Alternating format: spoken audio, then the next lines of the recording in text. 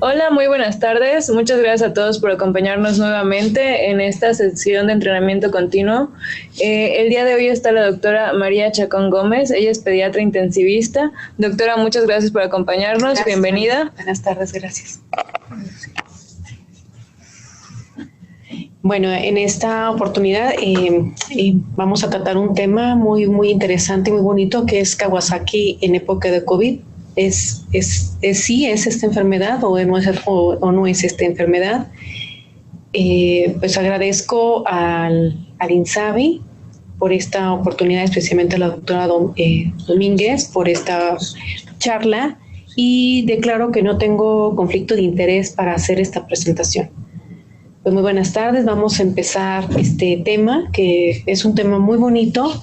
Es un tema que generalmente en las salas de los hospitales de alta especialidad, lo que es el síndrome de Kawasaki, es un tema pues muy común. Es una patología que la vemos más frecuentemente que en primero y segundo nivel. Sin embargo, que debemos tomar en consideración para ver qué vamos a hacer en este momento y en futuros momentos. Bueno, haciendo un poquito de remembranza, cuando inició este problema del COVID, lo que se hablaba en la relación entre lo que son los adultos y los niños, pues siempre se ha dicho que es más frecuente y más grave en los adultos. Hay una tormenta de citocinas muy importante y estos enfermos generalmente tienen factores de riesgo, por ejemplo, la edad, por ejemplo, comorbilidades como la hipertensión, la diabetes, la obesidad, etcétera, que favorecen este tipo de patologías. Y en relación a los niños, se había manejado una información, y digo se había porque ahora vamos a ver poco a poco cómo esta patología o esta así de patología de COVID-19 en niños ha sido como una variante, y que algunas personas adultas jóvenes, como hasta los 25 años, están teniendo estas manifestaciones clínicas. De tal manera que antes era una patología poco frecuente, habían pocos datos, pero ahora van a ver lo vertiginoso que ha sido esta representación de COVID-19 en niños, que ha hecho que las publicaciones sean prácticamente diarias en relación a esta población. Entonces, dentro de los antecedentes, pues aquí se pone un mapa de la distribución del coronavirus en sus no en sus primeros inicios, porque aquí ya se observa la parte de Europa y la parte de Norteamérica como las zonas más fuertes en esta pandemia, y justo en las regiones de Europa se empezaron a dar una serie de documentos, seguidamente fue en Estados Unidos, que también en nuestro país hacían eco de lo que estaba pasando en esto que es el síndrome de Kawasaki en épocas de COVID. Épocas de COVID-19, evidentemente en la población pediátrica. El 27 de abril de este año, el periódico The Guardian hizo una publicación muy interesante que por lo menos 12 niños ingleses habían llegado a cuidados intensivos por una enfermedad relacionada a COVID y que tenían un tipo de síndrome de choque tóxico.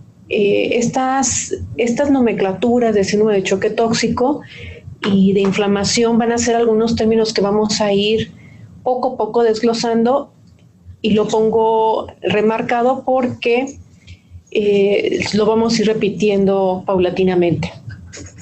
Al día siguiente de esta publicación del 27 de abril, el periódico El País ha publicado que algunos pediatras europeos alertan de la posible relación del coronavirus con síntomas graves pero infrecuentes en niños.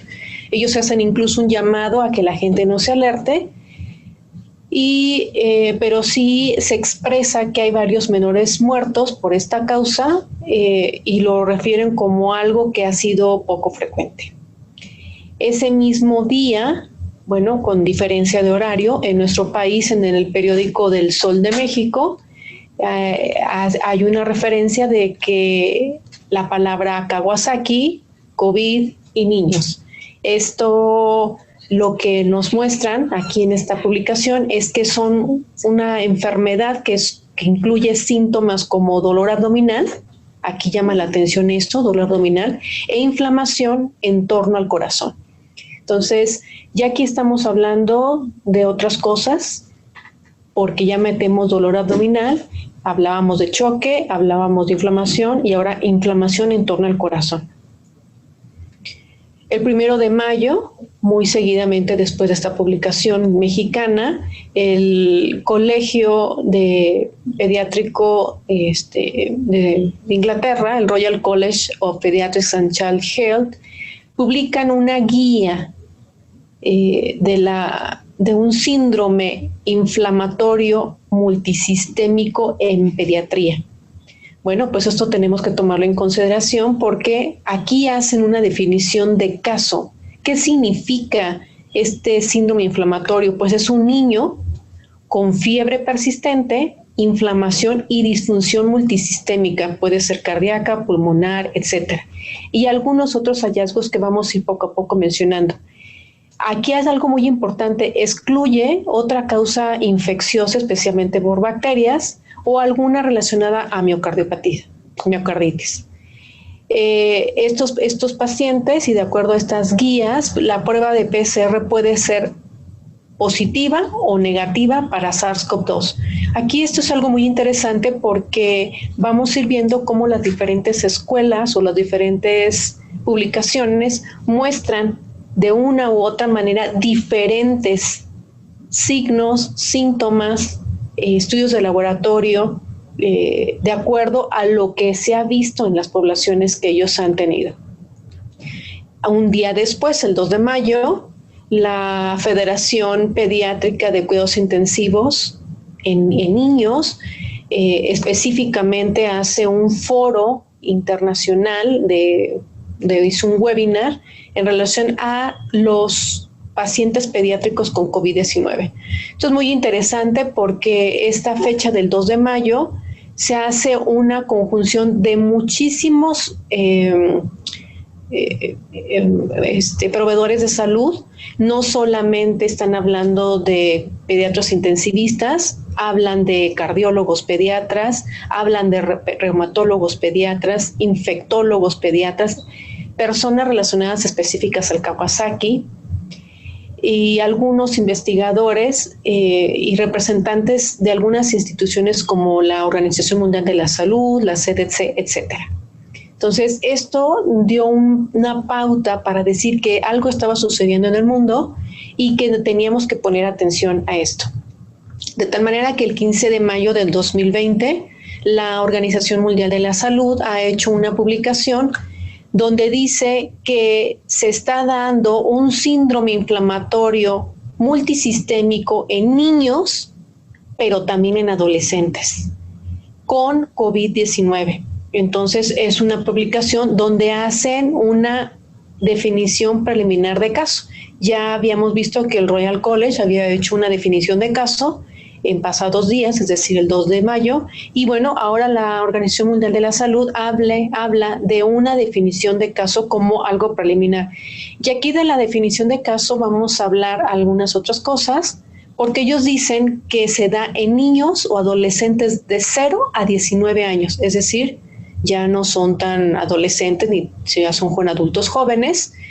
Posteriormente vamos a ir viendo, esto no es aquí en esta publicación, pero es en otras, que incluso en poblaciones hasta de 25 años se ha dado este tipo de patologías.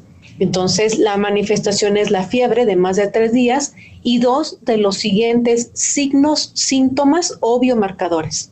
Entonces, algo muy importante, ellos hablan ya de rash y conjuntivitis, una hipotensión o shock, una disfunción miocárdica, que puede incluir pericarditis, valvulitis, puede tener alteraciones coronarias, puede tener elevación de algunas sustancias como la troponina y el BNP, por ejemplo. Hay algunas manifestaciones a nivel del sistema digestivo como diarrea, vómito y dolor abdominal. Y de hecho, específicamente con esto, Ya las nuevas publicaciones están hablando de que en el equipo de salud para tratar estos enfermos incluso debe haber un cirujano pediatra. Aumento de los marcadores de inflamación, como cuáles, la proteína C reactiva y la procalcitonina, que no haya alguna causa obvia de inflamación o sepsis, por ejemplo, como estafilococo o estreptococo, porque tenemos que tener en cuenta que el shock tóxico se da por estos gérmenes particularmente, y que tenga un antecedente de COVID positivo, ya sea por PCR, antígenos o serología, o bien que haya tenido contacto con algún paciente positivo previo a esto. Y miren, esto del contacto con pacientes positivos hay que tomarlo muy en cuenta porque no es que lo tiene ahorita el contacto y mañana se enferma. Esta representación del COVID-19 en la población pediátrica es una variante y vamos a ver cómo se va a ir manifestando. 6 días después, el 21 de mayo de este año, es decir, estamos hablando de hace casi 10 días, en un periódico de nosotros, mexicano, ya se dan algunos reportes muy, muy catastróficos porque hablan de que hay 23 niños muertos por COVID en México. Entonces, es un problema que, como vamos viendo, va tomando mayor interés en su estudio y evidentemente al estudiarlo en su diagnóstico. Entonces, en una conferencia encabezado por el subsecretario de Salud, López-Gatell, alertan sobre síntomas de Kawasaki en población pediátrica en menores. Aquí no están hablando de adolescentes ni tampoco de niños más grandes. Y bueno, se hace una aclaración de que esto es algo extremadamente raro. Con esto podemos ir viendo que la extensión de la información que se ha venido manejando a nivel global ha sido muy vertiginosa y que ha llamado las puertas de la atención de todos los gobiernos. Hay muchísimas publicaciones también alrededor de otros países que no se colocan, pero bueno, hemos colocado esto en relación a lo que este hallazgo o este fenómeno de enfermedad se está dando en esta población pediátrica. Entonces vamos a ir por partes, porque es un tema un poco fuerte en el sentido de muchos datos, de información de que es un síndrome de choque tóxico, un Kawasaki, etcétera, etcétera. Entonces, vamos a hablar de la enfermedad de Kawasaki, vamos a hablar de esa inflamación específicamente relacionada con el corazón, de algunos síndromes inflamatorios multisistémicos, de síndrome de choque tóxico y todo en relación a la enfermedad de COVID-19, que es lo que estamos pasando actualmente. Entonces, en primera fase vamos a hablar de lo que es la enfermedad de Kawasaki. Esta es una patología que definitivamente no es frecuente ni aquí ni en Japón, vamos a decirlo, porque en Japón fue donde se diagnosticaron los primeros casos, de ahí viene su nombre de Kawasaki, y se dieron a partir de más o menos en la década de los 60 del siglo pasado. Entonces, ¿qué es el Kawasaki? ¿Dónde se favorece? ¿Cómo aparece? Y la etiología vamos a irlo desglosando poco a poco. Entonces, es una enfermedad que es una vasculitis sistémica, vasculitis, vasos sanguíneos, que pueden ser las coronarias o la aorta generalmente. Se autolimita, es decir, así como llega esta enfermedad se retira y puede tener un síndrome de choque tóxico asociado con disfunción cardíaca y algo bien importante, un síndrome de activación de macrófagos. Entonces, aquí ya las cosas como que se nos están complicando porque ya no solamente estamos hablando de una vasculitis, estamos tocando otros temas como es síndrome de shock con disfunción cardíaca y activación de macrófagos. Entonces, esto de la activación de macrófagos, como ustedes bien conocen, está muy relacionado a la tormenta de citocinas. Es la primera causa de cardiopatía adquirida en la población pediátrica y esta cardiopatía adquirida puede ser muy grave porque puede generar dilataciones en los vasos sanguíneos como las coronarias o la aorta previamente descritas y que tiene riesgo incluso de infarto agudo del miocardio y muerte súbita si es que alguien tiene este problema, y también tiene riesgo de aterosclerosis. ¿Cómo aparece? Pues generalmente se da en niños menores de 5 años, y algo muy, muy interesante que tenemos que saber es que hay una relación muy fuerte ligada a las epidemias. Es decir, este problema de salud puede ser que sea la consecución de esta epidemia que nosotros estamos actualmente viviendo. Y lamentablemente tiene una respuesta aberrante del sistema inmune. Es decir, ya estábamos hablando que hay un síndrome de choque tóxico y una síndrome de activación de macrófagos, con lo cual ya nos podemos ir dando cuenta que la cascada de inflamación se está activando de una manera muy agresiva. Y también podemos decir que hay una predisposición genética, cuál todavía no se conoce, pero esto lo tenemos que ir desglosando poco a poco. Entonces, la etiología, lamentablemente, y a pesar de diciendo que estamos relacionados con epidemias, todavía no se dice al 100% cuál es desconocida, pero sí tiene mucha relación con virus. ¿Como con cuáles? Los herpes, los parvovirus, adenovirus, retrovirus, Epstein-Barr y miren aquí, coronavirus. Y ustedes dirán, bueno, entonces, ¿por qué no se había tomado en consideración esta situación? Bueno, pues porque no habíamos aprendido o visto cómo se está manifestando esta enfermedad.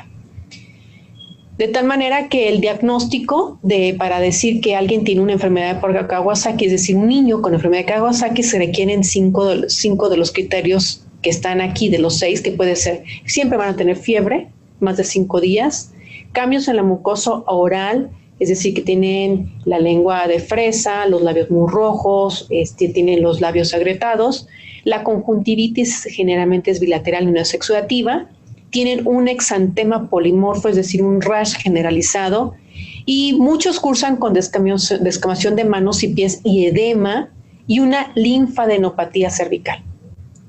Estos diagnósticos son los que generalmente se han manejado desde que el doctor japonés diagnosticó esta enfermedad, y hay algunos adaptados por el American Heart Association que básicamente son iguales a estos. Está muy cargada esta diapositiva, pero aquí lo que tenemos que ver es que los pacientes, porque son todos los datos, se excluyen de enfermedades específicas, como la escarlatina, infecciones virales como el sarampión, adenovirus, síndrome de Stevens-Johnson y síndrome de choque tóxico. Entonces, esto lo tenemos que ir viendo porque eso lo ha manifestado el American Heart Association. ¿Y qué otros datos clínicos también podemos tener? Pues bueno, esto de la miocarditis y pericarditis y de regurgitación valvular pues es esperado porque hay una disfunción cardíaca específicamente, puede haber dados de choque, las dilataciones que ya habíamos visto en los vasos sanguíneos, puede haber una gangrena periférica. A nivel respiratorio, fíjense nada más, hay una radiografía de tórax con infiltrados intersticiales y peribronquiales. Pueden haber también nódulos pulmonares. Y como es una manifestación que es sistémica, también podemos tener datos a nivel del sistema nervioso central como irritabilidad del niño, una meningitis aséptica, parálisis del nervio facial, pérdida de la audición neurosensorial y al síntomas en el sistema genitourinario como gnatitis, uretritis, etcétera, la descamación en las ingles, no sencillamente en las manos, un eritema, induración en el sitio de la vacuna de la BCG, eso es algo muy interesante que nosotros tenemos que ver, y una uveitis cuando hacemos el diagnóstico o la exploración mediante el fondo de ojo. Entonces, estamos ante una situación que dice usted, bueno, pues yo quiero una prueba específica para diagnosticar Kawasaki, no la hay como tal, y todos estos hallazgos clínicos y de laboratorio que también usted puede tener, le aportarán para decir qué puede pasar y que sea un síndrome de Kawasaki o enfermedad de Kawasaki. Kawasaki con choque o Kawasaki sin choque o un Kawasaki-like que es algo parecido al Kawasaki. Entonces, estos pacientes generalmente tienen neutrofilia, tienen factores reactantes de fase aguda elevados como la PCR, como la velocidad de sedimentación. Pueden tener, por ejemplo, la alfa-1-antitrypsina sérica elevada. Los pacientes generalmente cursan con anemia, algunos incluso hasta con linfopenia. Los niveles de los lípidos generalmente son normales. Hay trombocitosis después de la primera semana de la enfermedad. No hay una infección de vías urinarias como tal presente, pero hay una piuria que es estéril. Hay representación hepática con transaminasas elevadas y ya habíamos comentado antes que puede ser una neuroinfección aséptica. Entonces va a haber incremento de los leucocitos en líquido suprarraquídeo y también en otros lugares como los líquidos sinoviales. Entonces, no es algo específico, es una situación de que uno tiene que ir viendo poco a poco y haciendo una anamnesis muy detallada para ver qué está sucediendo con ese paciente para llegar a un diagnóstico de Kawasaki. No es una enfermedad frecuente, pero con todo esto sí está habiendo manifestaciones a nivel global de algo que puede ser un síndrome Kawasaki o un Kawasaki-like. El tratamiento que se da en el Kawasaki pues está basado en la terapia con inmunoglobulinas, ácido acilsalicílico, algunos tienen esteroides como metotrexato, algunos les hacen plasmaféresis y también parte de la población puede ser manejada con anticuerpos monoclonales. Otras terapéuticas, sí, hay otras terapéuticas, no las voy a referir, sin embargo, esto es como lo más significativo y lo estoy colocando porque a partir de esto que nosotros estamos hablando es la terapéutica que estamos en la actualidad manejando para este tipo de pacientes. Y existe una pregunta, ¿hay una relación entonces entre los coronavirus y el Kawasaki? Y la respuesta es sí. Ya publicaciones, por ejemplo, en esta de Journal Infectious Disease de 2005, el doctor Esper y colaboradores hablan de la asociación entre este bicho, que es Novel Human Coronavirus, que es un coronavirus como del SARS específicamente, y, por ejemplo, en 2015 hablan de que las enfermedades respiratorias, los virus respiratorios generalmente sí pueden dar una enfermedad de Kawasaki. Entonces, ¿cuáles son los virus que están publicados en estas referencias? Bueno, pues en la primera del doctor Esper es el HCOV-NH, que es Novel Human Coronavirus. Bueno, tiene un nombre muy similar al que nosotros tenemos, porque antes se llamaba nuevo coronavirus, ¿verdad? Pero este está muy relacionado y desde el 2005 ya había una relación con esto. Esto pasó en Japón específicamente. Y de los coronavirus que ya prácticamente conocemos y que en un film array lo podemos detectar, estos, el 229E, el HKU1, el NL63 y el OC43, específicamente el primero y el cuarto, son los que están más relacionados entre estos gérmenes y la enfermedad de Kawasaki.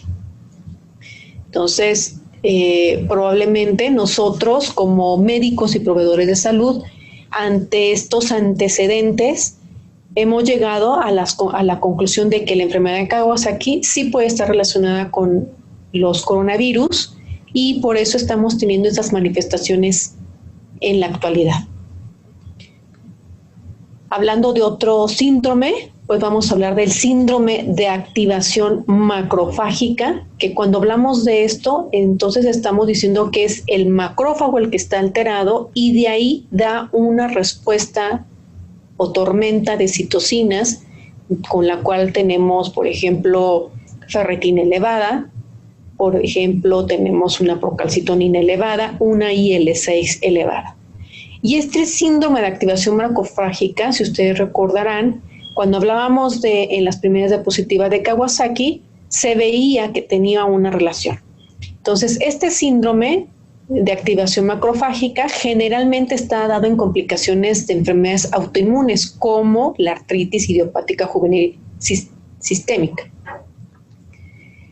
Pues la definición es una activación específicamente de los macrófagos. Aquí vemos el macrófago que está en una actividad muy alta. Se da de manera aguda y grave y puede dar insuficiencia hepática, coagulación intravascular diseminada, encefalopatía por la activación de los macrófagos en esta representación. La etiología pues todavía no se conoce, pero sí podemos decir que hay algunos triggers que manifiestan esta enfermedad. Por ejemplo, las enfermedades inflamatorias asociadas, la artritis ya la habíamos comentado, pero el lupus y la paniculitis son otras patologías que dan inicio al síndrome de activación de macrófago. ¿Qué otras tales? Bueno, pues están las infecciosas, y observen aquí, virus como el Epstein-Barr, el citomegalovirus, el herpes, adenovirus, la varicela, el parvovirus, y puede ser que otros más, en la relación de los virus, están asociadas al síndrome de activación de macrófago. Aquí, tal vez, lo que tendremos que ir ahora colocando, ¿verdad?, en las nuevas publicaciones es que los coronavirus también pueden dar estas manifestaciones, y ahora lo vamos a explicar por qué. No solamente los virus, hay otros agentes, por ejemplo, los toxoplasmas, por ejemplo, el Plasmodium. Y bueno, pues aquí cuando hablamos de esto, vamos como comprendiendo por qué la terapéutica actual dirigida para este síndrome de activación de macrófago. Y algunas otras como genéticas, hemopatías, etcétera, etcétera. ¿Y cómo se hace el diagnóstico? Bueno, pues un síndrome de activación de macrófago tienen ataque al estado general. Lo que llama la atención es siempre la fiebre. Puede haber síndrome hemorrágico, somnolencia, hepatoesplenomegalia, que puede estar también dando en un Kawasaki, el rash, que también puede estar dando un Kawasaki, y la poliadenopatía, que por ejemplo en el Kawasaki también se puede dar. Cursan con lo normal de un síndrome hemofagocítico, es decir, hay disminución de leucotrombos y de hemoglobina por la destrucción de los macrófagos en estas células. Hay una disfunción hepática con transaminasas y alteraciones en la coagulación. Hay una alteración en las líneas de los lípidos con hipertrigliceridemia. Aquí la velocidad de sedimentación globular puede caer abruptamente y, bueno, hay algunas cosas como inmunoglobulinas, amonio y, bueno, aquí está la ferritina, que eso es del síndrome de activación de macrófago, muy específicamente y que lo estamos solicitando incluyendo las inmunoglobulinas IL-6, por ejemplo, en el síndrome de activación de la tormenta de citocinas, ¿no?, que se da después de la activación de los macrófagos. A nivel del sistema nervioso central puede haber una lentificación en la actividad cerebral. Pues bueno, pues aquí aparecemos que dónde está la bolita, no sabemos, ¿verdad?, porque ya estamos así como que pues Kawasaki, síndrome de activación de macrófago, ya estamos hablando de inflamación, estamos hablando del corazón, estamos hablando de tormenta de citocinas. Y bueno, vamos a ir poco a poco aclarando todo esto porque tenemos que ir dilucidando en dónde estamos y cuáles son las cosas a las cuales tenemos que ir aprendiendo para poder reconocer esto con más prontitud y que los enfermos tengan las menores complicaciones. Bueno, seguimos con algo que se llama síndrome de choque tóxico. Esto generalmente se da por estafilococo dorado, Streptococcus pyogenes y algunos otros gérmenes.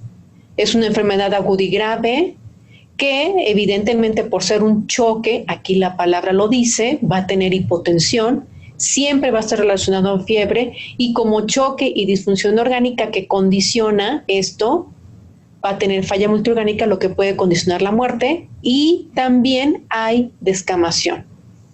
Entonces la situación es un poco compleja porque pues prácticamente todo lo que hemos hablado tienen estas cosas, pero específicamente esto tiene una relación con algunas bacterias.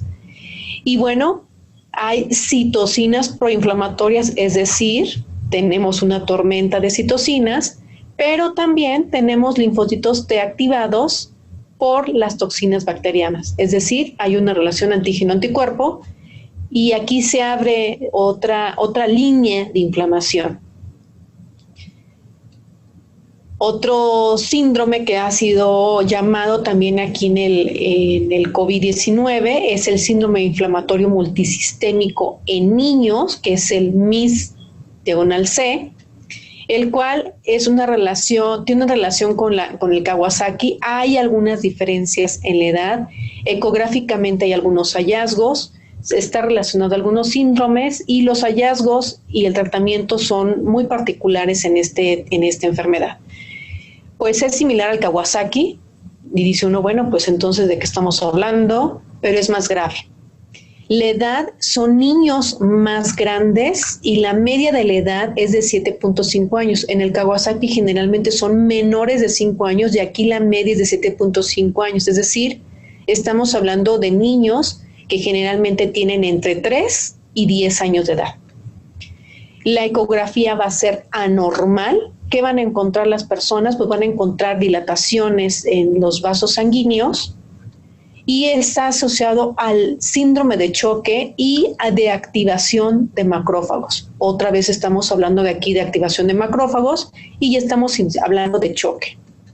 ¿Qué tenemos? Pues bueno, hay algunos hallazgos respiratorios, pero hay muchas manifestaciones gastrointestinales y meningias.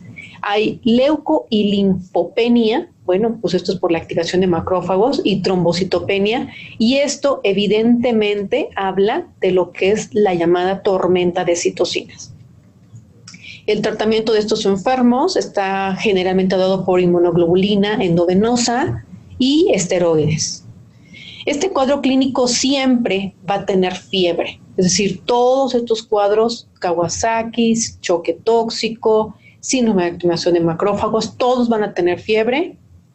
Es frecuente que haya hipotensión e hipoxia, y esto es algo muy interesante, esto de la hipoxia y de la hipotensión, porque estamos hablando de un choque, y algunas manifestaciones, como ya las habíamos explicado, a nivel gastrointestinal, como dolor, diarrea y vómitos, pueden tener alteraciones en las conjuntivas, como el Kawasaki, erupciones cutáneas como el Kawasaki y inflamación de las manos y de los pies como el Kawasaki también.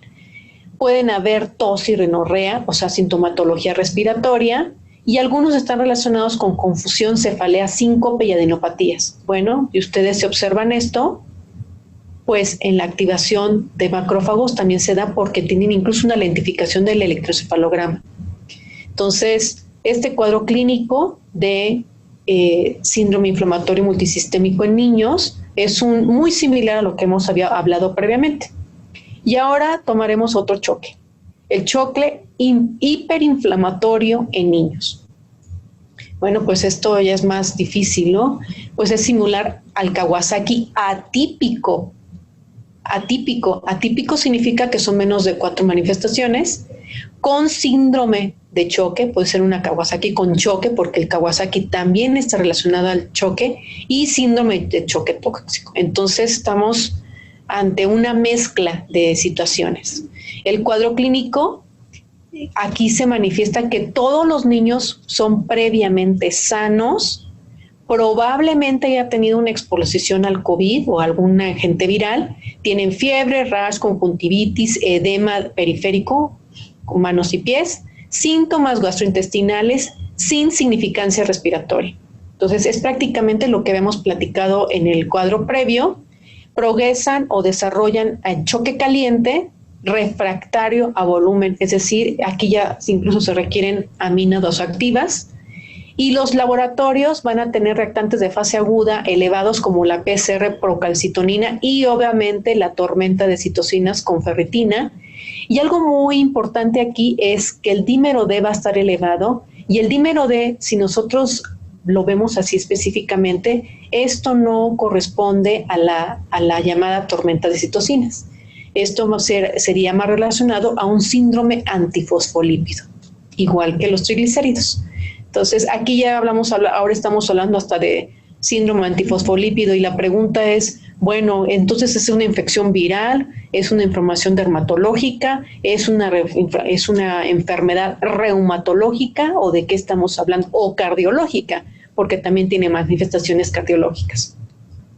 El tratamiento es con inmunoglobulina, también como el Kawasaki. Algunos requieren antibióticos, aspirina 50 miligramos por kilo, y algunos van a requerir de ventilación mecánica y estabilización cardíaca por este fenómeno de choque que tienen estas pacientes, porque se comporta a un síndrome de choque tóxico o Kawasaki con síndrome de choque. Y bueno, parece que ya se me está yendo el aliento de hablar tanto de puros choques, pero bueno, continuaremos.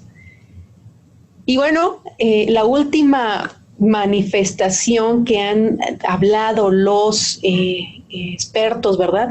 Sobre todo en Europa, específicamente en España, en Italia, en Estados Unidos, en Noruega, en Francia, de un síndrome inflamatorio pediátrico multisistémico.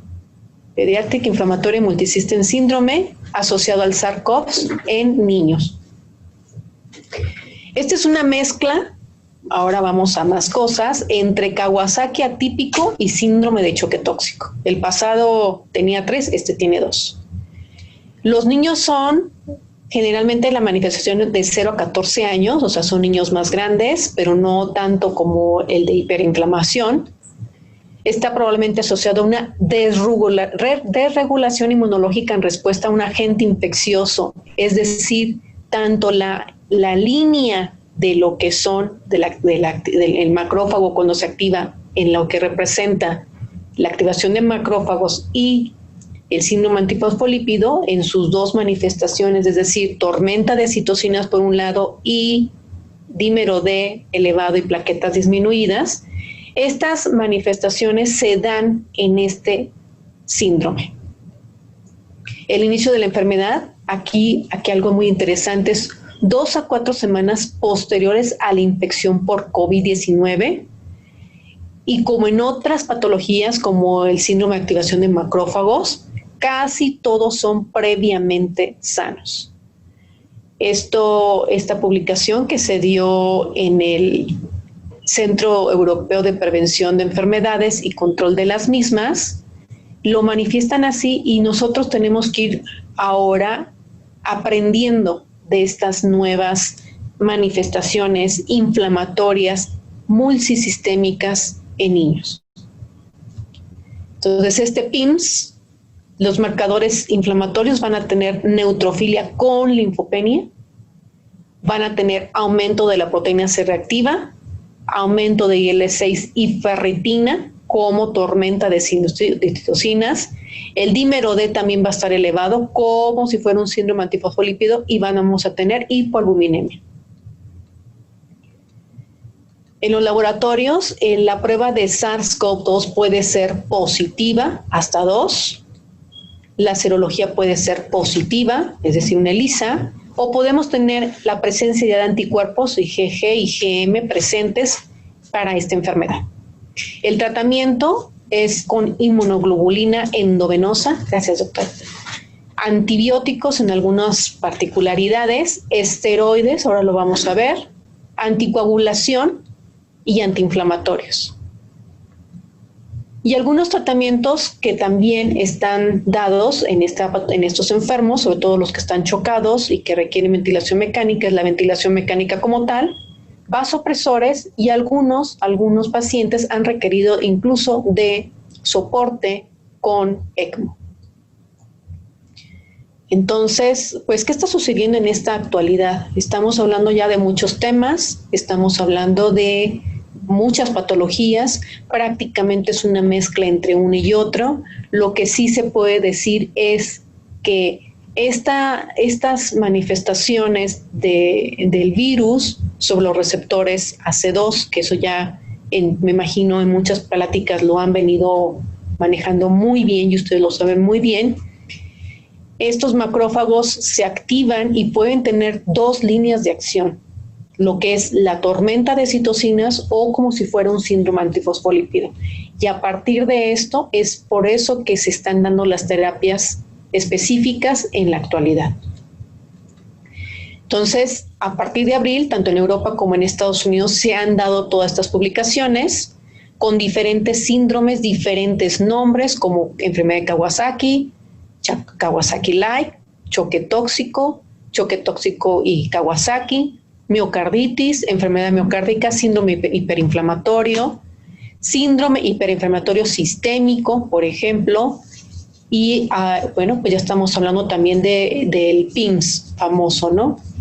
Y casi todos están relacionados con fiebre, todos tienen síntomas gastrointestinales. Y miren, esto de los síntomas gastrointestinales y cutáneos y cardiovasculares están relacionados específicamente con los receptores AC2, porque los receptores AC2 están en todo lo que es la parte del endotelio. Y bueno, ¿en qué parte no hay una circulación sanguínea? Pues en ninguna parte del cuerpo. Será nada más el estrato córneo, ¿verdad?, de nuestra piel, donde no hay una vasculatura, pero sí por debajo de las capas de la piel sí existe en los endotelios, y es por eso que todas las manifestaciones de esta enfermedad tienen su representación de cabeza a pies. Y bueno, habíamos hablado de 2 a 4 semanas.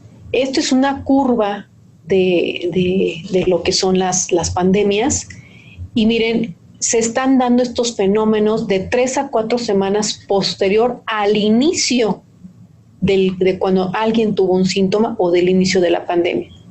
Es decir, inicia, tenemos el pico, y ya cuando nosotros estamos viendo que estamos saliendo de la curva, es cuando empezamos a ver las manifestaciones clínicas en la población. La pregunta es, ¿dónde nosotros actualmente estamos en esta curva? Porque debo decirles que hemos tenido varios pacientes que tienen manifestaciones de choque tóxico y actividad macrofágica, las dos, lo debo decir, y que han sido diagnosticados o no han sido diagnosticados. Y si recordamos aquella diapositiva del periódico universal de nuestro país, donde decía que ya habían cierta cantidad de niños muertos mexicanos, puede ser que esto, ahora que estamos en este descenso, podamos ir teniendo la puerta abierta para tener este tipo de enfermedad en la población pediátrica. Y algo muy interesante es que no tienen síntomas respiratorios severos. Esto es algo muy importante. Y la pregunta es, ¿por qué? Uno puede decir muchas cosas específicamente en esta patología, ¿no? Y pareciera ser que está relacionado a la inmunidad innata de los pacientes pediátricos, y que los receptores AC2 en los niños no son tantos como los más adultos, o incluso las personas que están enfermas como hipertensión o problemas respiratorios muy serios, donde el endotelio ya está dañado. Entonces, tal vez esa sea una teoría por la cual a estos niños o a nuestros niños no se les está manifestando tan frecuentemente ni tan gravemente. Algunas publicaciones que se han dado, por ejemplo, esta publicación de Jones BG, publican un caso de un niño de 6 meses con un Kawasaki COVID positivo y un eco normal. Esta publicación de los italianos hablan de 10 pacientes de 5 a 7 años, aquí lo llaman como Kawasaki-like, problemas cardiológicos, hallazgos de síndrome de activación de macrófagos, y que cuando ellos hicieron este estudio vieron que la incidencia fue 30 veces mayor a lo que ellos habían tenido en meses previos. Aquí, por ejemplo, en Belaher, Z y colaboradores hablan que un síndrome inflamatorio sistémico en 35 pacientes, el corte de la edad de 12 a 16 años, una disfunción cardíaca específicamente ventricular que requirió enotrópicos y algunos ECMO. Ripagen, por ejemplo, es una publicación muy bonita donde habla de síndrome de choque hiperinflamatorio en niños. Son 8 pacientes, aquí no lo coloqué, pero de todos los pacientes ni uno tuvo COVID positivo en vida. El único muerto, que es lo tuvo post-mortem. Todos tenían choque hiperinflamatorio, es decir, requirieron vasopresores. El que falleció tuvo alteraciones en el electrocardiograma, evidentemente shock, lo pusieron en ECMO, y lamentablemente de esta corte de pacientes uno tuvo incluso un aneurisma grande. Entonces estamos ante una situación muy compleja, porque tenemos que ahora, viendo todo esto, ir pensando en cómo va a tener que ser la vigilancia de estos individuos. De vías, por ejemplo, en esta publicación que es de Estados Unidos, hicieron un estudio de 177 pacientes y adultos jóvenes porque llegaron hasta los 21 años de edad, donde 44 de estos 177 se hospitalizaron, y de estos que se hospitalizaron, 35 pacientes no estaban críticos, pero 9 sí. Y usted dirá, bueno, de 177 y 9 la proporción es muy poca, sí, pero aquí lo que llama la atención que de esos uno tuvo un Kawasaki-like con estado hiperinflamatorio, hipotensión y depresión miocárdica. Entonces aquí es donde ya se abrió la puerta al famoso PIMS, que es el síndrome hipermetabólico en la población pediátrica, donde es un Kawasaki-like, la inflamación muy incrementada, el choque y la depresión miocárdica. Entonces nos enfrentamos a varias cosas. Estamos ante niños que van a tener fiebre más de 4 días, van a estar decaídos, todos los niñitos van a estar decaídos. Aquí es muy importante que las mamás, cuando hacemos la anamnesis, sobre todo si es un niño muy pequeño, preguntarle, señora, ¿cómo está su nené? Porque en el estado de ánimo, y todos le van a decir, mi niño está muy decaído. Y la edad media son 10 años, es decir, estamos hablando de gente que puede ser de 21 a 0 años de edad, con manifestaciones en todo el cuerpo. ¿Y por qué en todo el cuerpo? Porque en todo el cuerpo tenemos endotelio y en todo el cuerpo tenemos receptores AC2. Los niños más grandes se van a comportar más gravemente que los pequeños, y lo de los pequeños, los menores de 1 año también. La conjuntivitis y todos los signos que estamos viendo con rojo son específicos de Kawasaki, y que en esta publicación francesa, ¿verdad? Vieron que esta fue la proporción que encontraron en cuanto a manifestaciones de Kawasaki en este síndrome hiperinflamatorio, y de las que no son específicamente Kawasaki, como neurológico, respiratorio, disfunción ventricular y el compromiso digestivo, también se vieron en esto.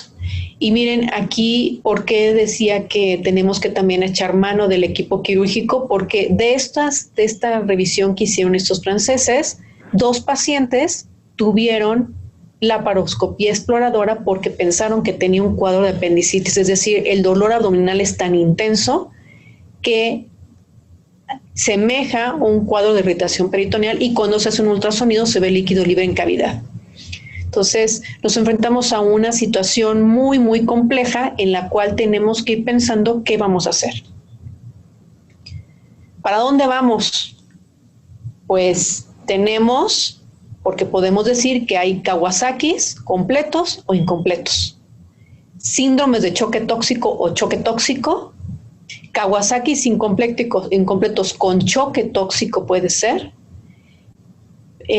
síndromes hiperinflamatorios como si fueran, sin Kawasaki y sin choque tóxico, y con datos de Kawasaki y con datos de choque tóxico. Entonces tenemos una gran variabilidad de síndromes, de signos que podemos ir manifestando y diagnosticando en esta población. Estamos ante una nueva enfermedad, queridos compañeros, en la cual está relacionada al SARS-CoV-2. ¿Por qué? Porque, bueno, ya habíamos hablado que, por ejemplo, el Kawasaki se da en algunas epidemias, y, bueno, esto no puede ser la excepción, ¿verdad? Y si estamos sumergidos en la misma, estamos relacionados a.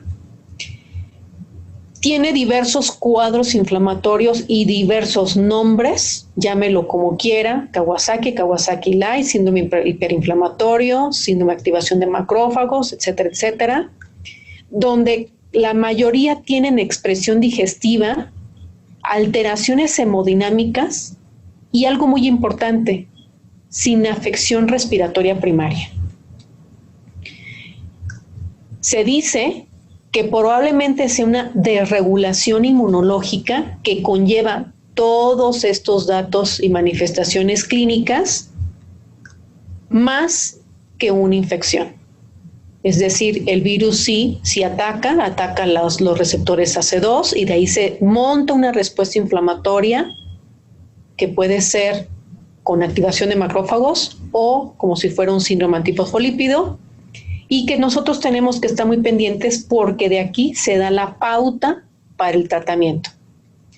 El tratamiento, pues, de estos enfermos se ha observado que les va muy bien con inmunoglobulina a 2 gramos por kilo, y aquí lo llamativo de esto es que debe ser de manera pronta, aspirina, porque puede tener cuadros de trombosis de acuerdo a la inflamación, y sobre todo si es una enfermedad de Kawasaki y que pueda tener incluso alteraciones en los vasos sanguíneos porque es una vasculitis. Antibióticos, sí, puede ser una combinación, puede ser ceftriaxona y clindamicina, y aquí la clindamicina sí tiene síndrome de choque tóxico porque la clindamicina tiene un efecto para disminuir inflamación en el choque tóxico. Esteroides, y ustedes dirán, ¿por qué esteroides? Bueno, porque estamos activando una cascada de inflamación que con bolos de metilprednisolona a 1 o 2 miligramos por kilo por día se ha observado mejoría en estos enfermos. Fármacos biológicos, pues anticuerpos monoclonales, que bloqueen el proceso de enlace, ¿verdad?, para inflamación, sobre todo si tenemos IL-6 mayor de 40 picogramos por mililitro. Y nombres, pues miren, hay muchos, todos los nombres de esos medicamentos son extremadamente raros, ¿verdad? Se habla, por ejemplo, del tocilizumab o alguna cosa así, o Anrica, Anquira o como se llame, y que son los que bloquean la cascada inflamatoria desde las interleucinas. Uno desde interleucina 6 y el otro desde un poquito más arriba de esto, ¿no? También antivirales y antimalárico. ¿Por qué estas dos cosas? Bueno, pues el antiviral porque pensamos que es necesario para disminuir esta inflamación, y los antimaláricos, la famosa hidroxicloroquina, que ya se ha explicado que puede ser, que bueno, tiene muchos efectos colaterales, pero que también es un modulador de la inflamación sistémica. Como generan trombos estas enfermedades, sobre todo las que están relacionadas con síndrome antifosfolípido, se debe dar heparina a 1 miligramo por kilo por día, y los líquidos endovenosos tenemos que ser muy juiciosos y de tipo restringido. No conviene tener una sobrecarga hídrica porque esto incrementa la morbilidad y favorece la mortalidad en estos enfermos. ¿Cuándo podemos decir que se van de alta hospitalaria? Pues todos aquellos que después de 48 horas no tengan fiebre, tengan una mejoría clínica y que disminuyan los reactantes de fase aguda, específicamente el dímero D y la interleucina 6. Esto va a ser a veces un poco complejo porque no todos los hospitales lo tienen, y seguramente se van a ir dando de acuerdo a estas dos cosas. Algunas publicaciones marcan que sea incluso PCR negativo, 2 PCRs negativas, con medicamentos como cuáles. Ácido acetil salicílico si está ligado a una enfermedad de Kawasaki o que se le vea que incluso tiene dilatación de los vasos. ¿Por qué? Porque puede condicionar trombos. Y la vigilancia Se espera que sea entre los 7 y 10 días y 4 semanas por los servicios de cardiología e infectología. Evidentemente, aquí anotamos no nada más 2 servicios, pero es muy prudente que el servicio de reumatología, de inmunología, de pediatría, siga el seguimiento a estos enfermos. Pues estamos ante una situación muy interesante en la actualidad, porque estamos viendo que no podemos llamarle un nombre específico, sino tenemos que ir dilucidando y utilizando todas las herramientas para poder diagnosticar a estas personas y evidentemente darles el mejor tratamiento. ¿Qué requerimos? Pues ante estos enfermos, un equipo multidisciplinario. ¿Para qué? Para hacer un diagnóstico lo más oportuno para dar un tratamiento adecuado de acuerdo a las necesidades de estos enfermos. Y evidentemente investigación, porque es una patología que no es nueva. Seguramente estas síndromes hiperinflamatorios o manifestaciones cardiológicas que tienen nuestros pacientes con COVID-19 ya se tenían con otras enfermedades de Kawasaki coronavirus. Sin embargo, como en la actualidad mucho ya de esto estamos manejando los sistemas de ultrasonido, seguramente estamos diagnosticando más. Pues yo les agradezco a todos ustedes, porque esto de equipos multidisciplinarios y de investigación, de educación continua es lo que estamos haciendo y tenemos que favorecer para la mejora de estos enfermos.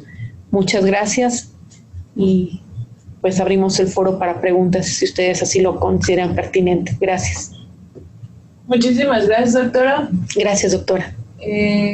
Los que gusten hacer alguna pregunta, recuerden que pueden alzar la mano mediante la plataforma o la pueden escribir y nosotros se la leemos a la doctora. Aquí hay varios comentarios de que muy buena sesión, que muy clara. La doctora Rosa María Martínez comenta que considera que es muy importante que la toma de pruebas se vaya adaptando a los diferentes cuadros que pueden presentarse y más en población pediátrica. Sí, así es. Aquí había una relacionada. Guadalupe Gámez pregunta: ¿los anticoagulantes se deben aplicar en la primera fase de la patología? Porque otros ponentes han mencionado que solamente cuando es ya un tratamiento curativo o cuando ya se ve que hay alguna evidencia de trombosis. Mire, por eso es muy importante ver cómo están los laboratorios, por específicamente el dímero D, si está muy, muy elevado y está ligado a la trombosis.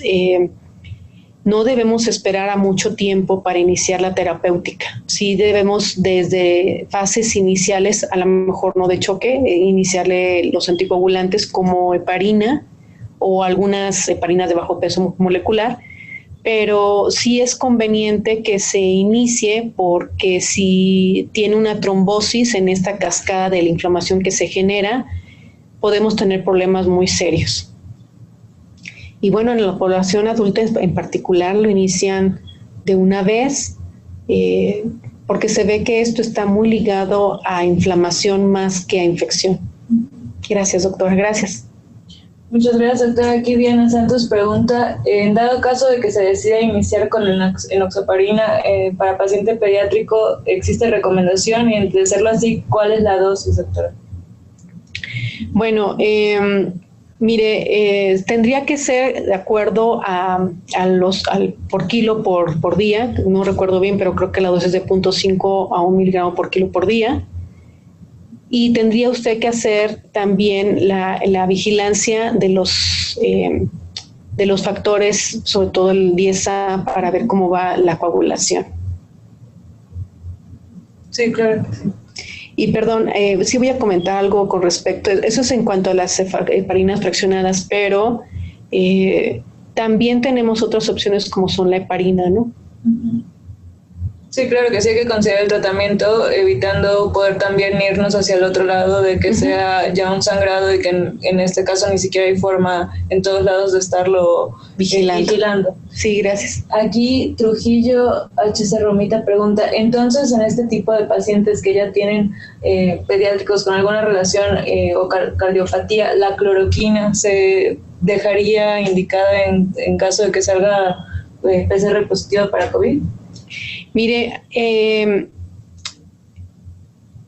en todos los pacientes que se le vayan a administrar los antimaláricos, específicamente la cloroquina o la hidroxicloroquina, es muy importante hacerle el seguimiento cardiológico.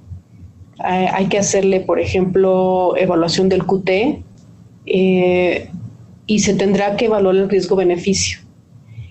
A lo mejor, y bueno, tendremos que ver si también dentro de esa cascada de inflamación, algunos agentes antiinflamatorios pueden ser utilizados como a los anticuerpos antimonoclonales o los anticuerpos monoclonales humanizados como el tocilizumab, que bloqueen la cascada de inflamación y que no sea necesario darlo.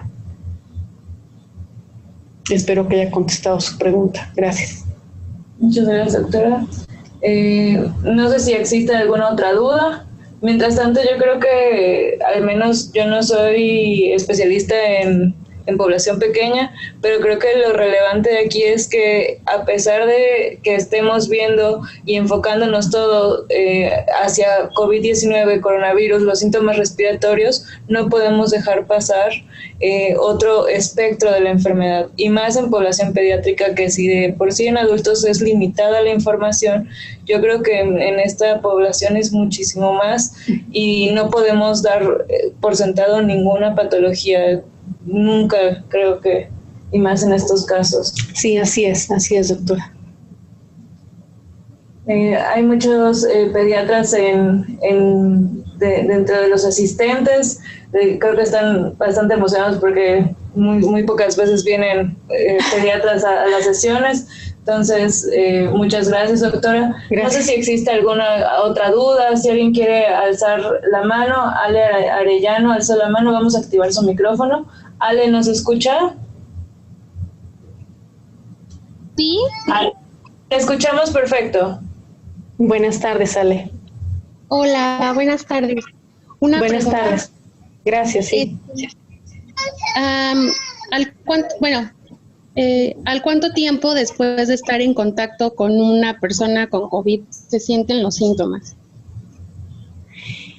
Mire, en lo que se ha referido dentro de la evolución es generalmente entre las 2 a las 4 semanas post-contacto, si es que el niño va a tener alguna manifestación inflamatoria, es cuando puede tener, o sea, inflamatorias de las que estamos hablando, ¿verdad? Incluso pueden algunos tener manifestaciones subclínicas, es decir, están, por ejemplo, los papás enfermos, el niño se contagia, el niño no tiene ningún síntoma, y si es que va a tener alguna manifestación, generalmente van a ser entre las 2 a 4 semanas posteriores al contacto. Aquí, por ejemplo, en las series españolas, lo que ellos ven es que pues ya estaba la curva prácticamente, no en el piso, pues, no tan abajo, sino como a la mitad, y fue cuando ellos empezaron a ver eso.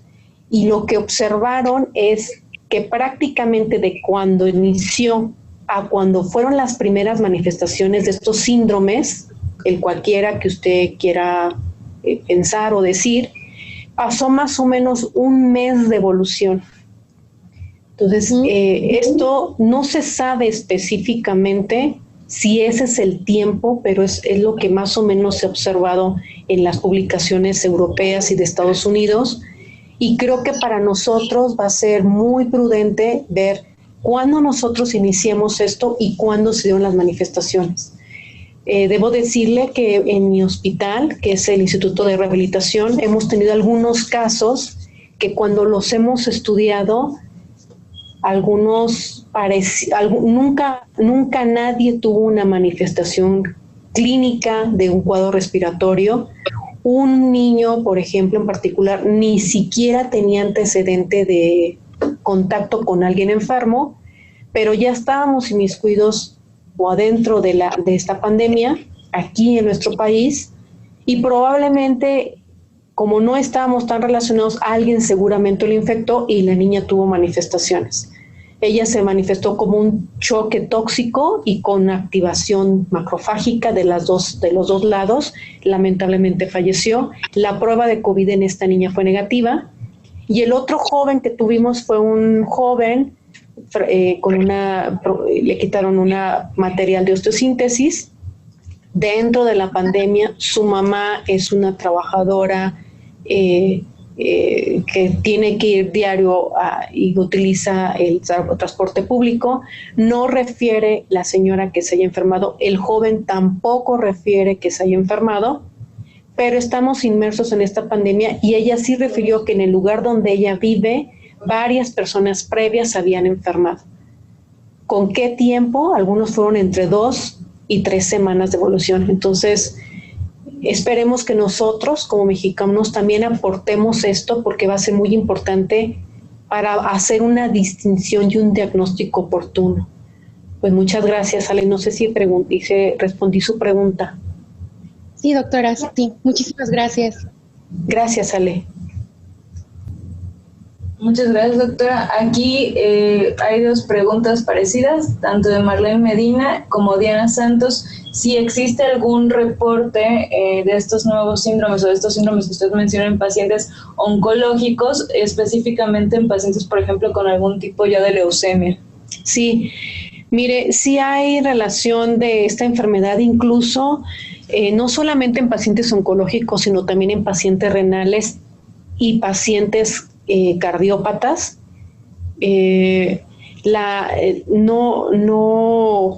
No se habla de que les vaya peor o mejor,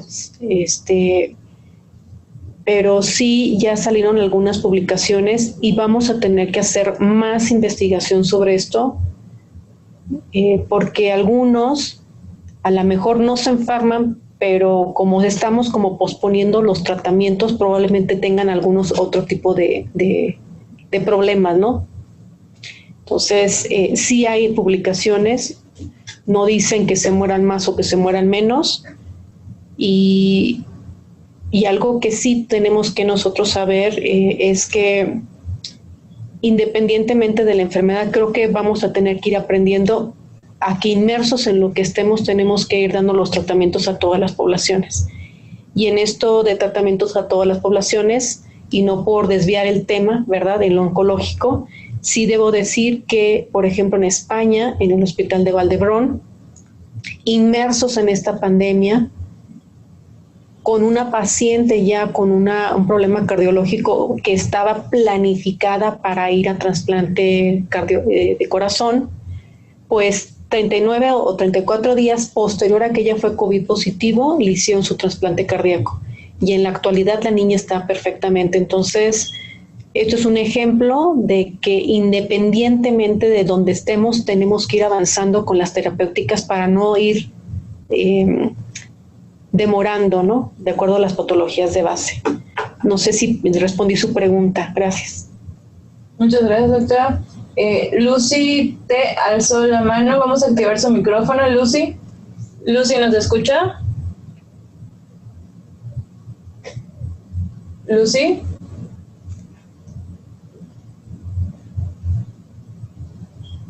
Lo que se decide. Aquí Miss pone, doctora, ¿cuáles serían síntomas de alarma en estos pacientes? Sí, si estamos en un contexto epidemiológico y tenemos un niño, por ejemplo, que está entre los rangos de 0 a 16 años, que ha tenido fiebre más de 4 días, que usted observe que tiene cuadros respiratorios, porque casi todas estas manifestaciones tienen cuadros respiratorios, que esté decaído el niñito, son como datos de alarma que usted tiene que tomar en consideración y los tenemos que ir pensando y vigilando. Entonces sería la fiebre, más de 4 días, incluso algunas publicaciones dicen más de 5. Las manifestaciones gastrointestinales, y algunos pueden ser manifestaciones también en exantema, ¿no?, el eritema polimorfo que se manifiesta. Perfecto, doctora, muchas gracias. Jesús Molina pregunta, una vez que se hace el diagnóstico que existe alguna cardiomiopatía, ¿cada cuánto se le monitorea con ecocardiograma a estos pacientes? Muy interesante su pregunta. Mire, dentro del seguimiento de estos individuos, generalmente el cardiólogo, por ejemplo, cuando se hace el diagnóstico, no debe demorar más de 24 horas para hacer la primera intervención, porque se tendrá que hacer como la evaluación de la función cardíaca. Tendrán que hacer un ecocardiograma para ver específicamente la actividad del ventrículo del lado izquierdo y la fracción del ventrículo del izquierdo. Generalmente van a hacer cada 72 horas el seguimiento, y después a los 7, a los 4 y a las 4 semanas. Muchas gracias, doctora. Jocelyn Amador, no sé si su pregunta es dirigida a paciente pediátrico, pero pone: buenas tardes, tengo 3 pacientes que presentaron COVID, pero actualmente se siguen quejando de dolor torácico a la inspiración después de atelectasias. ¿Cuánto tiempo se recomienda seguir algún tipo de rehabilitación pulmonar? Mire, yo no he leído con honestidad cuánto tiempo ni cómo va a ser la rehabilitación, pero así como para decir, vamos a iniciar. Lo que sí es que mediante telemedicina se puede hacer el seguimiento de estos individuos, y tendrán que en algún momento hacerle pruebas pulmonares para ver cómo es su capacidad pulmonar y cuánto de disfunción tiene. Y también en esto de la terapéutica de rehabilitatoria, disminuye la mayoría de los casos, si es que son COVID positivos y que siguen COVID positivos, no generar aerosoles como tal, porque eso sería alguna de las cuestiones que limita, ¿no?, esa terapéutica. Sí. Algunas personas, y estos son como casos anecdóticos porque no he leído algo al respecto, han referido que, por ejemplo, la terapia con cámara hiperbárica ha mejorado la capacidad pulmonar y disminuye ese dolor torácico. Esto es anecdótico, esto es... No he leído yo al respecto, pero yo creo que tendríamos que hacer una evaluación y una investigación muy profunda al tema, ¿no?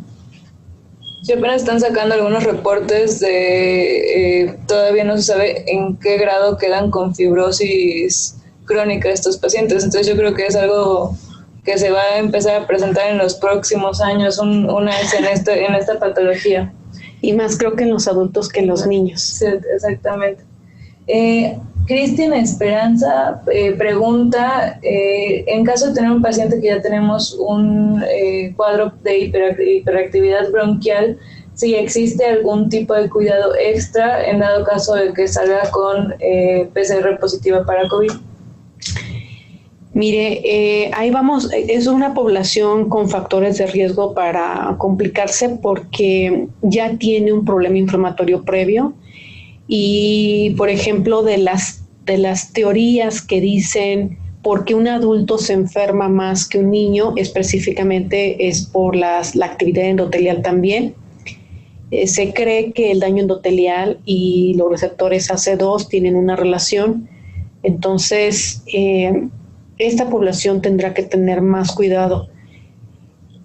Terapéuticas específicas, pues... honestamente no sé, a lo mejor nebulizaciones con salbutamol o alguna cosa así, y vigilancia muy estrecha. Esa persona tiene factores de riesgo, a lo mejor aquí incluso si es COVID positivo, a lo mejor podríamos incluir la técnica de pronación, ¿no?, para mejorar las zonas de West si es que tuviera alguna manifestación pulmonar, y si es más grave, llevarlo a un hospital para su atención. Muchas gracias, doctora. Diana Santos pregunta si en estos pacientes se les tiene que monitorizar CPK-MB. Sí, de hecho, no solamente son las troponinas, también puede hacer un seguimiento con la CPK y la CMB, porque los que tienen disfunción miocárdica, en particular, hay una elevación de estas enzimas, entonces sí también se puede hacer un seguimiento. Gracias. Muchas gracias, doctora. ¿Alguien más tiene alguna otra pregunta? Nuevamente, doctora, muchas felicitaciones. Gracias. Muy agradecidos con la plática que fue muy clara. Gracias. Y mientras tanto, les comento nuevamente, ya chequen si han podido tener la oportunidad de entrar a la página. Estamos ahorita el día de las sesiones. Hay diferentes ligas para que ustedes puedan entrar. Algunos incluso pusimos material complementario de lectura para poder reforzar lo que se vio en las sesiones. Y pues para que ustedes también, como bien se llama nuestra plataforma de entrenamiento médico continuo, no solamente se queden con lo que se vio en la sesión, sino también ustedes también se mantengan en constante capacitación. Creo que ya son todas, doctora. Muchísimas gracias nuevamente por estar con nosotros. Muchas gracias a todos por acompañarnos. Nos vemos el día de mañana.